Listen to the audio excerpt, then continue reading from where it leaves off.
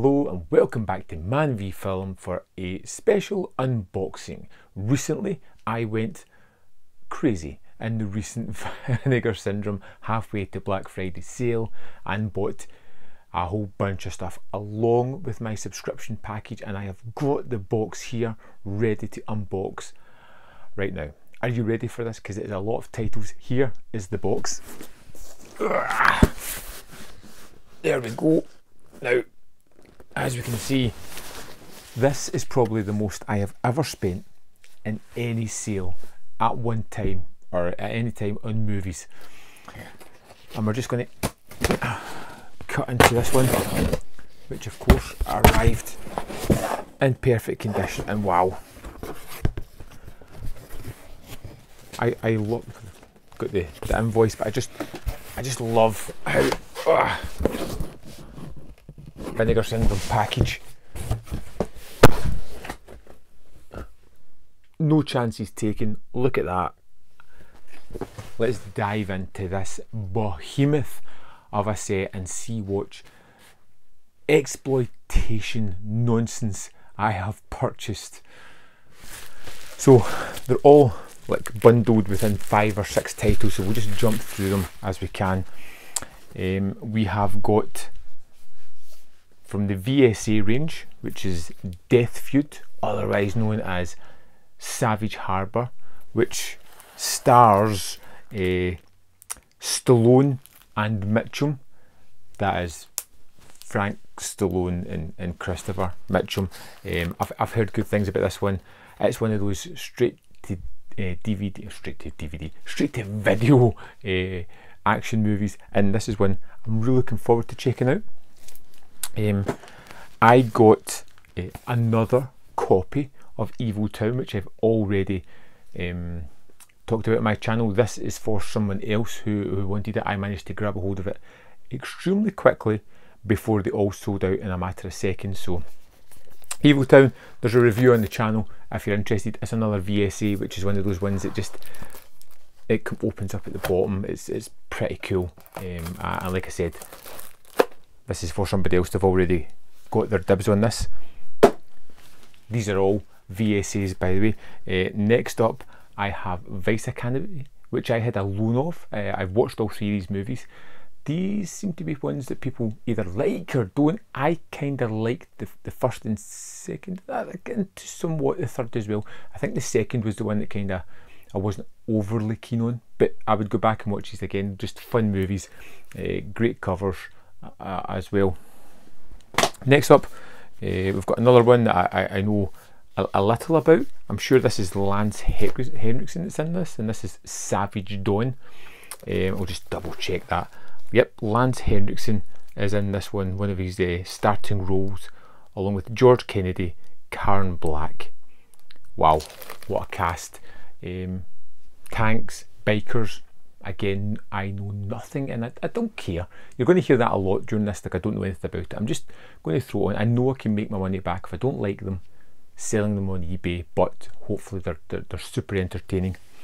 2 of the newest released VSA titles: Dungeon of Death, Dr. Jekyll's Dungeon of Death, which looks like Dr. Jekyll's Fight Club almost. A little bit bonkers. This guy has people that he's just putting to fight. It seems like one of those like low budget put together. Dr. Jekyll is a sadistic, evil, terrifying madman. You'll love him. The blood and violence will haunt your nightmares forever. This has been extremely polarizing on the reviews, which always makes me kind of interested, you know, when something like really splits an opinion for people hating it or people loving it. I'm really curious about what that offers. Next up, we've got the Trash-tacular LA Wars. Look at that cover. That one's even better. I've heard a lot of people raving about this one. It's one that I am super curious about checking out. I'd never heard of it. Late 90s fare. There's nobody in here that I really know anything of. And when the war hits the streets, no one is safe. Can you feel the generic nature just radiating off of this title? Next up, we have one of the subscription sets from one of the months. Pale Blood, which is stars Wing Hauser. It's a vampire one I find really interesting. This one has been extremely polarizing as well, but basically a vampire flies into Los Angeles, I think, because there is somebody there killing people and making it look like a vampire, and he wants to solve it. That sounds a brilliant plot. Again, another one of these amazing slip covers. It's got In the Dead of Night, Souls Come Alive. It's all embossed. It's just really pretty. Hopefully the movie lives up to it. I'm quite partial to killer dolls, so I have Dolly Dearest, one that I seen often in the video shop, but I never rented, and now I'm going to check it out. Again, all embossed covers and a really cool back slip as well. And probably the one that I'm most excited about, because I am a big Gialli fan, is the Forgotten Gialli set. Now this has 3 titles, which I believe are, oh, look at that. I really like that. Trauma, The Policemen Are Bumbling in the Dark, and the killer is one of 13, which it's Trauma, the killer is one of 13, and police are blundering in the dark. One of these is Italian, 2 of them are Spanish. I'm a big Giallo fan. You've seen that with the reviews on the channel. It's one that I'm really looking to get into, and this box set is just lovely, stunning. I love the use of colours across it, and just magnificent artwork all the way around it. Hopefully the Giallo live up to my expectations. Next up, we have a bunch of movies that I know nothing about, but we'll throw into them. So Wonder Woman, which seems to be a title that is this is kind of mix of matte and gloss cover. It's a title that's a more action adventure type of thing. This is one that seemingly sold out several times during the sale, and again, like I said, not really know too much about it. Detective Mike Harper finds himself stranded in the Philippines and obliged to assist in solving the mysterious disappearance of a famous Gialli athlete. Again, I'll throw it on, see what I get, but there'll be a review for this at some point. One that I was really eager to get was the Candy Snatchers. Now this is supposedly a rather downbeat and kind of nasty movie where these people kidnap a girl called Candy and try to ransom her back to her parents, and things go awry, I believe. This has got one hell of a reputation, and was one that was assumed was never going to be released on Blu-ray, and it finally has. I recently watched Beyond the Door, and I picked up Beyond the Door 3, which has nothing to do with the original, and I just don't care. The Prince of Darkness is about to choose his bride. I've heard that this one is over the top, bonkers, great special effects. I'm eager for that one. Next up is Shot, the first full-length motion picture produced by the University of Illinois, and this is one of those low-budget ones that they seemingly have worked a miracle with.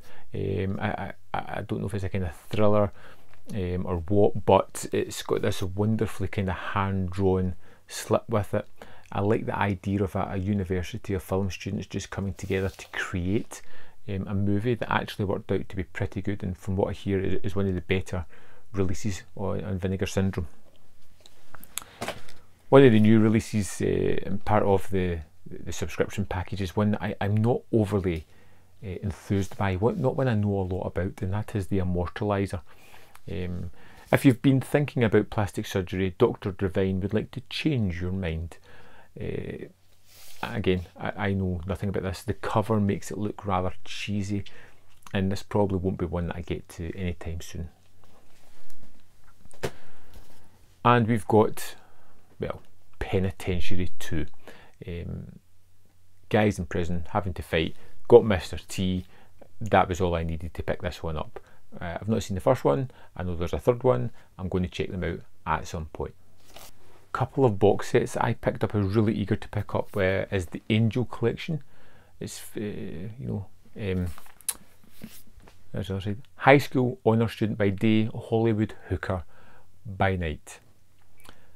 Yeah, don't know. I'm going to get this. I believe they're sort of thrillers. These things. Oh, it pulls apart. Angel, Avenging Angel, and Angel 3. So yeah,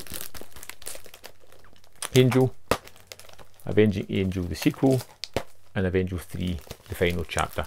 These are ones that get a great write-up, a good reputation about them. Pretty solid, low budget action thriller fare from the early, or the late 80s. It was a set that sold out really quickly. Picked it up for like, I think it was $10 a movie, really it worked out at, which was great value. The other box set I picked up is Amitabha, the Cursed Collection. This is just a stunning set representation of the house as well. This one opens at the top and has 4 movies with it, which is the Amityville Horror, The Evil Escapes, Amityville 1992, It's About Time. I've seen this one. This is a really good entry. It was a direct-to-TV movie, but man, it's pretty solid. Amityville: A New Generation, I'm not sure, and Amityville Dollhouse. Now, I've seen a lot of the Amityville movies, and there are a lot to go through, but I'm sure one's about a haunted lamp, and I don't know if that's one of these, which was a pretty fun entry as well. But another really good set that I kind of like the design of these ones. You get the red eyes up there of the first movie type thing. But yeah, next up we've got Paul Schrader's Patty Hearst, which is a true life story. I've heard that this is an exceptional movie. Paul Schrader's movies are always something to be really curious about for the most part. Unless it's the Canyons, you're going to get something that's fairly decent. A terrific story, and is regarded by a few people as the best release of Vinegar Syndrome this year so far. Next up I have Dominic is Dead, or Is She? I kind of like the idea of this one, where it feels a little bit like Le Diabolique, and it definitely had that feel about it, but a little bit more genre specific. Some good actors and actresses in this one. It looks rather polished, and just was the kind of thing that really piqued my interest. Here's one that a collector gets. You know, it's running low in stock, you don't know a thing about it, you get it. Fleshpoint on 42nd Street. The main reason I picked this up is because it was all filmed round about Times Square in New York at a time when it was all kind of sleazy and run down, and now it's all polished and it's been far removed from that. I'm really curious what that was like, and this is, if anything, is going to give me an insight to that kind of time and place, and a feeling for what New York was like at that time. Now, I picked this one up simply because it's James Hong, who was in Big Trouble in Little China, and I love that movie. I loved his performance in it. I loved the fact that this looks like a kind of zombie movie-ish. And other than that, I know nothing about it, and I don't really want to. I want to experience James Hong in all his glory in this one. Another one that I really am curious about, and that was Unmasked Part 25. This one looked as if it's a kind of comedy. It's a low budget British movie about Jason, but not Jason, falling in love with a blind woman, and the idea of that just makes me really curious. I love this cover as well. It's kind of fake braille. It's got braille on it at points as well, and it's kind of this embossed, glossed name on it. This will probably be one of the first ones I watch because I am really curious about this one. Next up we have Berserker, which is a kind of slasher, but I believe it's with a bear, which sounds absolutely bonkers.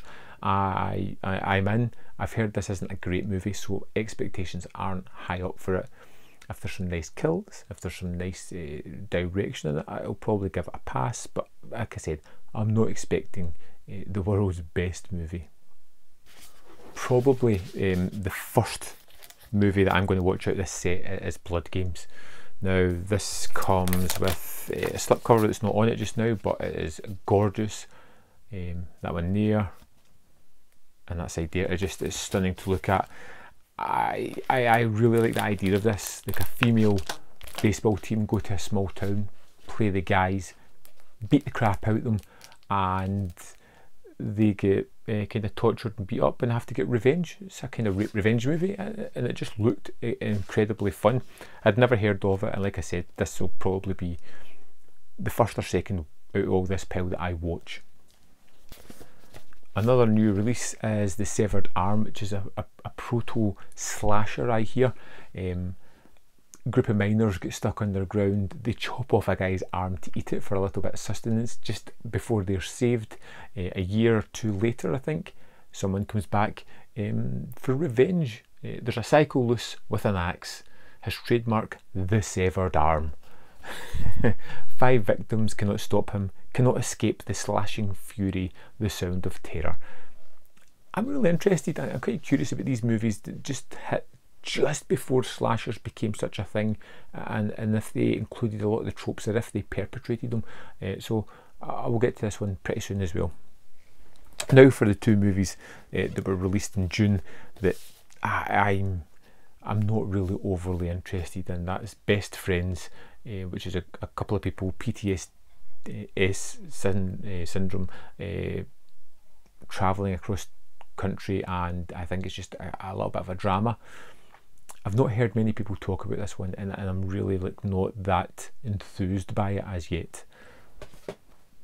The next one that I have actually seen is Old Dracula. When I saw it, it was Vampira. Lovely cover. It's got David Niven, got his name right across the top of it, big star. This one I didn't really enjoy. I'm going to give it another shot, and then if it's still not doing anything for me, it's going to be on eBay, because tonally I just didn't like it. Politically nowadays it really stinks a little bit, and it just wasn't funny, which is the biggest crime that it has. It was supposed to be a humorous kind of movie, but I didn't find it funny at all, which is a real shame. And last but not least is a 4K movie, and that is the 4K version of Rad, which has this wonderful lenticular cover and this like foil backing cover, which is just awesome.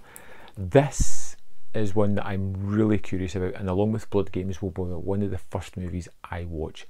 This is basically Karate Kid on BMX. If that doesn't sell it to you, I don't know what will. I am super enthused to get this.